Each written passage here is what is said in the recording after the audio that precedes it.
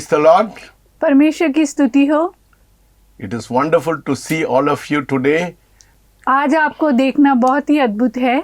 Today we are going to see a wonderful subject from the Word of God. और आज हम एक अद्भुत विषय को सीखेंगे परमेश्वर के वचन से। It gives me a lot of sorrow when I see God's children being in poverty. और ये मुझे बहुत ही दुख देता है जब मैं देखता हूँ कि परमेश्वर के बच्चे गरीबी में हैं। They do not know what the treasure they have in Christ Jesus. और वो नहीं जानते कि परमेश्वर में उनके पास कितना बड़ा खजाना है। You know, God wants us to have a blessed life. और परमेश्वर चाहता है कि हम एक आशीष भरा जीवन जिएं। It is not God's will, it's not God's purpose that His children should not be blessed. और परमेश्वर की ये इच्छा नहीं है कि उसके जो लोग हैं वो गरीबी में रहें। Every child of God should see increase and prosperity in their life. और हर एक परमेश्वर की जो संतान है वो उसके जीवन में एक आशीष को, उन्नति को चाहता है। How many of you want a blessed life? और कितने हैं जो एक आशीषमय जीवन को जीना How चाहते many of हैं? you want your family to be blessed? और कितने हैं जो चाहते हैं अपने जीवन में, अपने परिवार में आशीषों को देखना? How many of you want to live a prosperous life? और कितने हैं जो चाहते हैं एक उन्नत भरे जीवन को जीना? Then God should be first in your life. और तब परमेश्वर आपके जीवन में पहला होना चाहिए। Apart from God, there is no other blessing in your life. और परमेश्वर के अलावा और कोई आशीष नहीं होती। The most important thing which will bring social, spiritual, financial blessing in our life is tithing.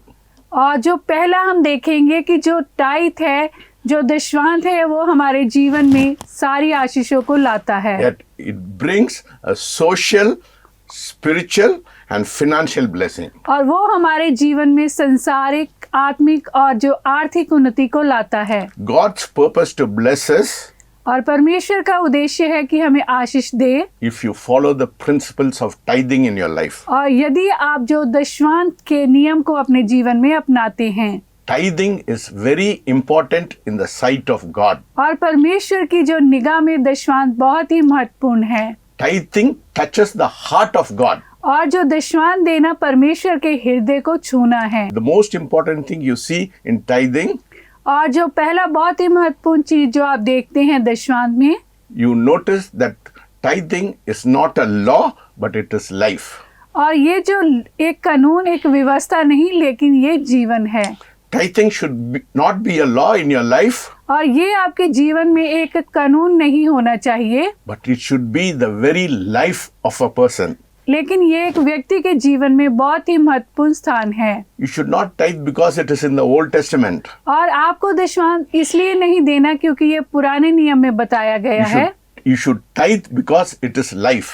क्योंकि आपको ये देना है क्योंकि ये जीवन है। How many of you want to enjoy good life in this world? और कितने लोग आप में से चाहते हैं इस दुनिया में एक आशीष जीवित जीने को? Everybody in this world wants to have a blessed life. और हर एक जीना चाहता है एक आशीष भरे जीवन को। But Satan brings hindrance in our life because of our disobedience. और जो शैतान है वो हमारे जीवन में रुकावटों को लाता है हमारी आज्ञा ना मानने के कारण। But God's purpose is for every believer is to be blessed in their life and to be in abundance in their life. और परमेश्वर चाहता है कि हर एक विश्वासी के जीवन में बहुतायत हो और बहुतायत की आशीषें उसके जीवन में होने पाए। Tithing runs through the whole word of God. और जो दशवांश है वो परमेश्वर के वचन के साथ चलता है। You know, Abraham was asked to tithe Isaac to God. और परमेश्वर ने अब्राहम से कहा कि वो इसहाक का बलि चढ़ाए। And when Abraham gave Melchizedek his tenth of every offering, और परमेश्वर ने अब्राहम को दशवांत देने के लिए कहा, और जब अब्राहम ने मलिकसेदेक को अपना दशवांत दिया, Melchizedek is a representative of Jesus Christ. और वो यीशु मसीह को दर्शाता है। The principle of tithing goes all the way to Adam, और ये जो सिद्धांत है वो आदम से शुरू होता है to Cain and Abel. और कैन और हाबिल तक। In Genesis, और उत्पत्ति, let us read from Genesis 2, और उसका हम 2 अध्याय को पढ़ेंगे, from verses 15 to 17. और 15 Genesis? से 17 तक। Yes, Genesis 2, Genesis 2nd chapter, verses 15 to 17. और हम यहाँ पे देखते हैं उत्पत्ति अध्याय 2 उसका वचन 15 और Then the 16-17 को। Then the Lord God took the man and put him in the garden of Eden to tend and keep it. And the Lord commanded the man, saying, of every tree of the garden you may freely eat, but of the tree of knowledge of good and evil you shall not eat, for in the day that you eat, you shall surely die. और यहाँ पे वचन कहता है, जब ये हवा परमेश्वर ने आदम को लेकर अदन की वाटिका में रख दिया कि वह उसमें से काम करे और उसकी रक्षा करे, तब यह हवा परमेश्वर ने आदम को ये आज्ञा दी कि तू वाटिका के सब वृक्षों का फल बिना खटके खा सकता है, पर भले या बुरे के ज्ञान का जो वृक्ष है उसका फल तू कभी न खाना, क्योंकि जिस दिन तू उसका फल खाए उस दिन अवश्य मर जाएगा। Yes, God gave the stewardship of the Garden of Eden to Adam. और यहाँ पे हम देखते हैं कि परमेश्वर ने जो आदम को अदन की वाटिका का अधिकार दिया था, He said you can eat all the trees in the garden और उसने कहा कि तू इस जो हर एक वृक्ष के फल को खा सकता है, except the tree of knowledge of good and evil. केवल जो भले या बुरे के ज्ञान के वृक्ष को छोड़कर। God gave the stewardship of the garden to Adam, और आदम को उसने ये सारा अधिकार दिया था, but Adam disobeyed God. लेकिन यहाँ पे हम पाते हैं कि आदम ने परमेश्वर की आज्ञा का उल्लंघन किया Instead of being a steward, he acted as the owner of the garden. और उसने जो कि अधिकार में रहने की बजाय एक जो मालिक की तरह कार्य किया। This is precisely the principle of tithing in the word of God. और यहाँ पे इस तरह हम जो दशवांत के सिद्धांत को यहाँ पर देखते हैं। God gives us the responsibility of stewardship और परमेश्वर हमें जो जिम्मेवारी को देता है to over all our life. और हमारे पूरे जीवन पर, Though it all belongs to God, चाहे कि सब कुछ परमेश्वर का है। in 1 Timothy और पहला तिमोथी chapter 6 और उसका जो अध्याय 6 and verses 17, it says, और उसका वचन 17 जो कहता है, He says, He richly gives us all things to enjoy. और यहाँ पे हम पढ़ते हैं पहला तिमोथियस उसका 17 अध्याय 6 वचन 17 में इस प्रकार लिखा है, इस संसार के धनवानों को आज्ञा दे कि वे अभिमानी ना हो और चंचल धन पर आशा ना रखे, परंतु परमेश्वर पर जो हमारे सुख के लिए सब कुछ बहुतायत से देता है। Yes, He has given us richly all things to enjoy. और वो सारी चीजें हमें बहुतायत से देता है ताकि हम उनका आनंद ले सकें। That is how God loves His children. और इस प्रकार परमेश्वर अपने बच्चों से प्रेम करता He है wants us to enjoy everything in our life. और वो चाहता है कि हम हमारे जीवन में हर एक चीज का आनंद लें। He is a God who will supply all our need according to His riches and glory. और वो अपनी जो भलाई के साथ हमारी सारी जरूरतों को पूरा करता है। But there is a condition in the word of God. लेकिन वहाँ हम देखते हैं कि परमेश्वर के वचन के कुछ नियम हैं। But God has asked us not to touch the first fruit. और जो परमेश्वर ने कहा था कि उस जो भले और बुरे के ज्ञान के वृक्ष को ना खाए। Yes, the tithe and the first fruit belongs to God. और जो हमारा दशवांश है और जो पहला फल है वो परमेश्वर के साथ संबंध रखता है। It is if something was right under the law, और यदि जो नियम में सही है, it is also same under the grace. और वही अनुग्रह के समान है। We cannot afford to throw out any vital principles in the word of God. और हम परमेश्वर के नियमों को हटा नहीं सकते। And tithing is the principle that runs all through the word of God. और हम देखते हैं कि परमेश्वर के वचन में जो दशवांश देना एक नियम है। Most Christians do not understand the meaning of tithing.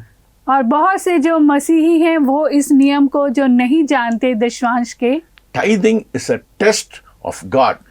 और जो दशवांश देना वो परमेश्वर की जो परीक्षा लेना है। In Matthew 6:21 it says, और जो हम देखते हैं मत्ती अध्याय उसका 6 वचन 21 में, where it says, where your treasure is, there your heart will be also. और हम यहाँ पे पढ़ते हैं परमेश्वर का वचन कहता है मत्ती अध्याय 6 उसका वचन 21 में, क्योंकि जहाँ तेरा धन है वहाँ तेरा मन भी लगा It रहेगा। doesn't say where your heart is, there your treasure will be also. यहाँ पे इस प्रकार लिखा है, क्योंकि जहाँ तेरा धन है वहाँ तेरा मन भी लगा रहेगा। It means your heart will follow your treasure.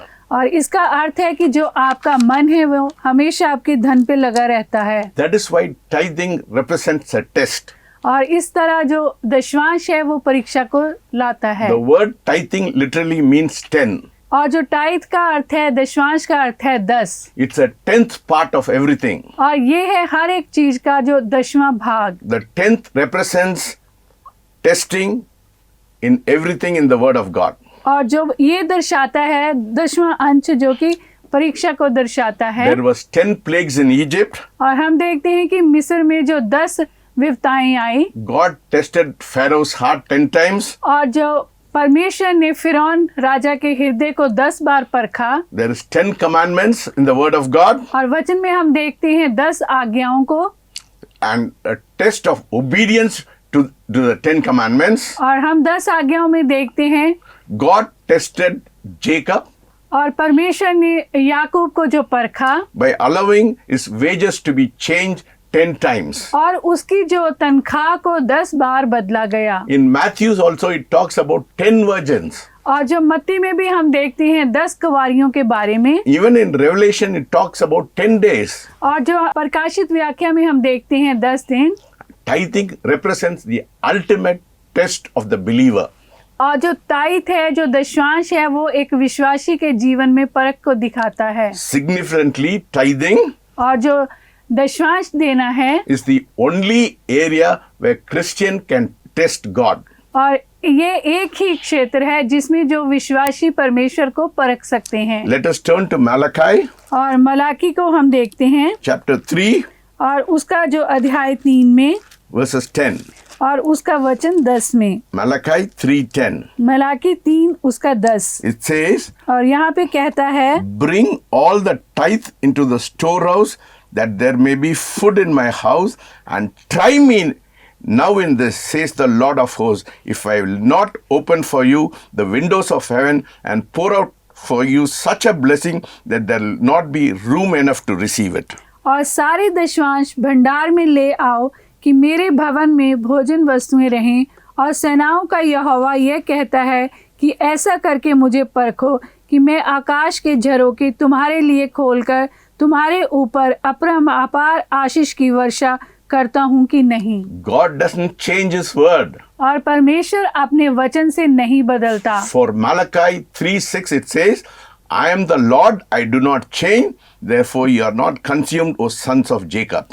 यहाँ पे हम देखते हैं मलाकी 3:6 कहता है, क्योंकि मैं यहोवा बदलता नहीं, इसी कारण हे याकूब की संतान तुम नाश नहीं हुए। If it is in the Old Testament, it is in the New Testament. और यदि ये पुराने नियम में है तो ये नए नियम में भी है। Yes, the law and grace are same before God.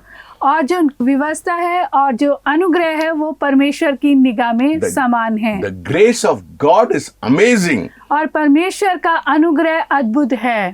The righteousness of grace और जो अनुग्रह की धार्मिकता always exceeds the righteousness of the law. और परमेश्वर में जो धार्मिकता को लाती है। Yes, in Matthew's 5:17, 5th chapter, Matthew's 5th chapter. और मत्ती अध्याय 5 उसका 17 में हम देखते हैं। Let us read from 17 to 20. और 17 से 20 तक हम पढ़ते हैं। Do not think that I came to destroy the law of the prophet.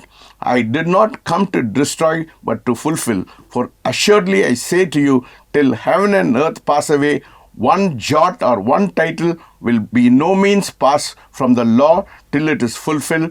So whosoever therefore breaks one of the least of the commandment and teaches men, so shall call least in the kingdom of heaven, but whoever does not and teaches them, he shall be called great in the kingdom of heaven. और यहाँ पे हम पढ़ेंगे मत्ती अध्याय 5 उसका वचन 17 से लेकर 20 तक। यह न समझो कि मैं व्यवस्था या भविष्यवक्ताओं की पुस्तकों को लोप करने आया हूँ, लोप करने नहीं परंतु पूरा करने आया हूँ। क्योंकि मैं तुमसे सच कहता हूँ कि जब तक आकाश और पृथ्वी टल न जाए तब तक व्यवस्था में से एक मात्र या बिंदु बिना पूरा हुआ नहीं टलेगा। इसलिए जो कोई इन छोटी से छोटी आज्ञाओं में से किसी एक को तोड़े और वैसा ही लोगों को सिखाए, वह स्वर्ग के राज्य में सबसे छोटा कहलाएगा, परंतु जो कोई उनका पालन करेगा और उन्हें सिखलाएगा, वही स्वर्ग के राज्य में महान कहलाएगा। क्योंकि मैं तुमसे सच कहता हूँ कि यदि तुम्हारी धार्मिकता शास्त्रियों और फरीसियों की धार्मिकता से बढ़कर ना हो, तो तुम स्वर्ग के राज्य में कभी प्रवेश करने ना पाओगे। It means I give more than 10% of tithing. और इसका अर्थ है कि मैं दशमांश से बढ़कर देता हूँ। Tithing is a heart, your heart giving to God. और जो दशमांश का अर्थ है कि आप अपने हृदय से परमेश्वर को देते हैं। In Genesis 28:22, और हम देखते हैं उत्पत्ति अध्याय 28 वचन 22 में, Jacob famous encounter with God. और याकूब का परमेश्वर के साथ जो आमना सामना हुआ, There was two keys to multiplication. और वहाँ पे हम दो कुंजियों को देखते हैं जो कि बढ़ाती है। The first principle और जो पहला सिद्धांत है, is something must be blessed before it can be multiplied. और बढ़ने से पहले उसे जो आशीष दी जाती है, What many Christians fail to understand और बहुत से मसीही इसमें फेल हो जाते हैं, is that before your money can be multiplied, और पहले इससे कि आपका जो धन बढ़ता है, it has to be blessed by God. और उसे जो परमेश्वर के द्वारा आशीष किया जाना चाहिए। In other words, और दूसरे शब्दों में, it has to be given to God first in your life. और पहले जो आपको परमेश्वर को देना चाहिए। Tithe has to be given to the Lord, और जो दशमांश है वो परमेश्वर को देना चाहिए, for it brings increase in your life. और ये आपके जीवन में बढ़ोतरी को लाएगा। In Romans 11, और हम देखते हैं कि Romeo 11 and let us read verses 16. और उसका वचन जो 16 को हम पढ़ेंगे। Yes, the first fruit is holy, then the lump is holy. और यहाँ पे रोमियो 11 उसका 16 वचन में हम देखते हैं, जब भेंट का पहला पेड़ा पवित्र ठहरा तो पूरा गुंदा हुआ आटा भी पवित्र है, और जब जड़ पवित्र ठहरी तो डालियां भी ऐसी ही हैं। Hallelujah. Hallelujah. First fruit is holy, then और the जब- whole lump will be holy. और यदि पहला जो फल है वो शुद्ध है तो पूरा ही शुद्ध होगा। The second principle of multiplication, और दूसरा जो सिद्धांत है बढ़ाने का, only what is given away is multiplied. और जो दिया जाता है वो ही बढ़ता है। Tithing is not really giving, और जो दशमांश है वो सिर्फ देना ही नहीं, it is returning to God. और ये परमेश्वर को वापस देना It है, is bringing back to Him और ये उससे वापस लेना है, what is already belonging to God. और जो परमेश्वर के साथ संबंध रखता है। The second principle of multiplication, और दूसरा जो नियम हम देखते हैं, it should be shared and be given to God. और हमारी जो आर्थिक है उसे जो परमेश्वर के साथ उसे बांटना है। What does Malachi 3:8 says? और मलाकी 3:8 क्या कहता है? Will a man rob God? Yet Yeah. you have robbed me, but you say, in what way have we robbed you? In tithe and offerings, you are cursed with a curse, for you have robbed me, even the whole nation. और यहाँ पे हम देखते हैं मलाकी 3 उसका 8 में, क्या मनुष्य परमेश्वर को धोखा दे सकता है? देखो तुम मुझको धोखा देते हो और तो भी पूछते हो कि हमने किस बात में तुझे लूटा है, दशमांश और उठाने की भेंटों में। Many people are under the influence of the spirit of mammon. और बहुत से लोग जो पैसे की जो बुरी आत्मा के अधीन है। In Matthew 6:24 it says, you cannot serve God and mammon. और जो मत्ती अध्याय 6 उसका 24 कहता है कि तुम दो सेवकों की सेवा नहीं कर सकते। The spirit of mammon is looking for servants. और जो पैसे की जो आत्मा है वो लोगों को देखती है, It is seeking people to worship Him. और वो चाहती है कि लोग उसकी आराधना करें, It will promise you everything in your life, और वो आपके जीवन में हर एक चीज का वादा करती but है, it will deliver nothing in your life. लेकिन वो आपके जीवन में कुछ भी नहीं देती। The spirit of mammon is against the spirit of God. और जो पैसे की आत्मा है वो परमेश्वर की आत्मा के विरोध में कार्य करती है। Money and mammon are not the same thing. और जो पैसा है और जो मैमन है वो समान नहीं है। It's a misguided word. और ये जो एक गुमराह किया हुआ शब्द है, The word in Timothy, it says the money is the root of all evil. और जो तिमोथी कहता है कि हर एक बुराई की जड़ पैसा है। If you put your heart in the money, that is evil. और यदि तुम अपना मन पैसे पे लगाते हो तो वो बुराई है। Money is important for everybody. और जो पैसा है वो हर एक के लिए जरूरी है, But you should not put your heart into the money. लेकिन उसकी लालसा करना और अपने मन को पैसे पे लगाना बुरा है। Bible doesn't say money is evil, और बाइबल पैसे के बारे में बुरा नहीं but कहती, it says only the love of money is root of all evil. लेकिन पैसे को जो प्रेम करना बुराई की जड़ है। Mammon is selfish, और वो जो स्वार्थी है, but God is generous. लेकिन जो परमेश्वर है वो दयालु है। Mammon is a spirit. और जो पैसे की लालसा एक जो बुरी आत्मा है। This world is full of people who are controlled by the spirit of mammon. और बहुत से ऐसे लोग हैं जो इस संसार में पैसे की लालसा के द्वारा कंट्रोल किए जाते हैं। Yes, they always want to have more and more and more of money in their life, and they are so selfish in their heart. और उनकी ये लालसा होती है कि वो अपने जीवन में बहुत पैसे को ग्रहण करें। Yes, they are controlled by the spirit of mammon. और वो जो पैसे की लालसा की आत्मा के द्वारा कंट्रोल किए जाते God हैं। doesn't want us to be controlled by mammon. और परमेश्वर नहीं चाहता कि हमारे अंदर पैसे की लालसा का मन हो। God is a generous God, परमेश्वर जो दयालु परमेश्वर है, and He wants His children to be generous in our life. और वो चाहता है कि उसके बच्चे भी इसी प्रकार हों। Jesus talks about true riches. और जो यीशु मसीह जो असली अमीरी की बात करते हैं, Yes, He talks it in Luke 16:9-13. He talks about true riches. और हम देखते हैं कि लूका अध्याय 16 उसका वचन 9 से 13 तक यीशु मसीह इसके बारे में बात करते हैं। Jesus calls mammon unrighteousness, और यीशु मसीह पैसे की लालसा को अधार्मिकता कहते but He हैं। doesn't call money unrighteous. और लेकिन वो पैसे को अधर्मी नहीं कहते। If you follow carefully the teachings of God, और यदि आप परमेश्वर की आज्ञाओं का अच्छे से अध्ययन करें, if you really follow what Jesus has said, और यदि आप अनुकरण करें कि यीशु मसीह ने क्या कहा, you will not put your treasure in the money. तो आप अपने मन को पैसे पे नहीं लगाओगे। If the Spirit of God is living inside you, और यदि परमेश्वर का आत्मा आप में वास करता है, there will be abundance in your life. तब आपके जीवन में बहुतायत होगी। The power of God will fill you. और परमेश्वर की आत्मा आपको भरेगी। You will be a satisfied person. और आप हमेशा संतोष में रहोगे। You know, in Acts chapter it says the early Christians did not lack anything in their life. और वचन हमें बताता है कि जो शुरुआती के मसीही थे उनके जीवन में किसी भी चीज की घटी नहीं थी। One of the name of God is Jehovah Jireh. और परमेश्वर का एक नाम है यहोवा जायरे, It means He is our provider. और जिसका अर्थ है कि वो प्रबंध करने वाला परमेश्वर He है। provides everything for our life. और वो हमारे जीवन में हर एक चीज को मुहैया करता है। Because we are worshipping a wonderful God. क्योंकि हम अद्भुत परमेश्वर की आराधना करते हैं। And He wants to do great and mighty things in your और life. वो हमारे जीवन में अद्भुत और महान बातों को करना He चाहता है। doesn't want you to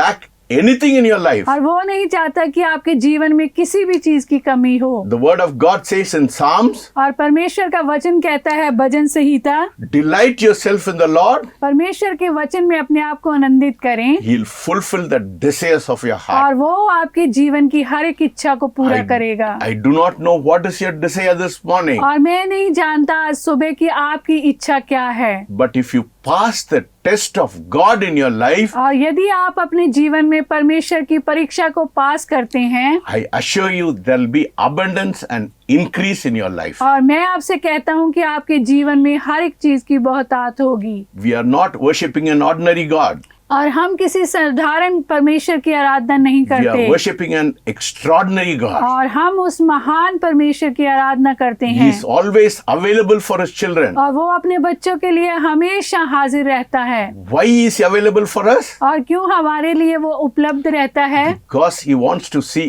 abundant blessing coming upon our life. वो हमारे जीवन में अद्भुत आशीषों को आते देखना चाहता है। Every area of our life, हमारे जीवन के हर एक पल में, not only financially, और केवल जो आर्थिक रूप में नहीं, but spiritually, लेकिन आत्मिक रूप में भी, socially, संसारिक रूप में भी, and physically. शारीरिक रूप में भी, Every area of your life, हमारे जीवन के हर एक क्षेत्र में, God wants to see an abundance in your life. और परमेश्वर आपके जीवन में बहुतायत को देखना That चाहता is है। what the Word of God teaches us. और यही परमेश्वर का वचन हमें सिखाता If you है। go through the Word of God, और यदि आप परमेश्वर के वचन का अध्ययन करें, you'll find great treasure coming to your life. और आप पाएंगे कि आपके जीवन में महान खजाना आ रहा है। Every one of you who are listening today, और हर एक जो आज इस वचन को सुन रहा है, today God is testing your heart. परमेश्वर आज आपके हृदय को परख रहा है। He wants you to change your mindset and He wants to change your heart. और वो आपके हृदय को बदलना चाहता है, आपकी हर एक सोच को बदलना चाहता है। The very purpose of God who wants to change your heart is because He wants to bless you. परमेश्वर आपकी सोच को बदलना चाहता है क्योंकि वो आपको आशीष देना चाहता है। And He wants us to live in abundance, my और friend. वो चाहता है कि हम बहुतायत के जीवन को जिएं। As I said before, poverty is a curse. Blessing is for you in your life. और जैसे कि मैंने आपको पहले ही बताया कि गरीबी एक श्राप है, लेकिन परमेश्वर की बहुतायत एक आशीष है। Every one of you should be blessed in your life. और हर एक आप में से आशीषित होना चाहिए। That is the purpose of God for और यही each and है every one of परमेश्वर us. का उद्देश्य आपके जीवन के लिए। Today, if God has touched you, और यदि परमेश्वर आज आपको छूते हैं, surrender your life to Him. अपनी जीवन को उसको समर्पित कीजिए। Tell Him, Lord, everything belongs to you और कहिए परमेश्वर हर एक चीज आपसे संबंध रखती है, because you have given everything to me. क्योंकि आपने ही सब कुछ मुझे दिया I है। am only returning what belongs to you. और मैं केवल आपको वही दे रहा हूँ जो आपका है। May the power of God touch each and every one of you. परमेश्वर की सामर्थ आज आप हर एक को छुए। Let us pray. आइए प्रार्थना करते हैं। Heavenly Father, we thank you and we praise you for giving us a blessed life, Lord. परमेश्वर हम आपका धन्यवाद करते हैं कि आपने हमें एक आशीषितमय जीवन दिया है। Today, you're testing our heart, Lord. आज आप हमारे जीवन को, हमारे हृदय को परख रहे You हैं। want your children to be blessed. आप चाहते हैं कि आपके बच्चे आशीष पाएं, You do not want any of your children to lack anything in their और life. आप नहीं चाहते कि आपके बच्चे किसी भी घटी कमी में रहें। But your power of blessing is upon each and every one of us. आपकी सामर्थ, आपकी आशीष हर एक के ऊपर आने पाए। Thank you for the anointing which you have given us today. और धन्यवाद करते हैं उस अभिषेक के लिए जो आज आपने हमें दिया May है। the word of God go with mighty power and unction. परमेश्वर का वचन आज हर एक हृदय में जाने पाए। May God bless you today. आज परमेश्वर आप सबको आशीष दे। In Jesus' name I pray. यीशु के नाम से हम मांगते हैं, Amen. आमीन।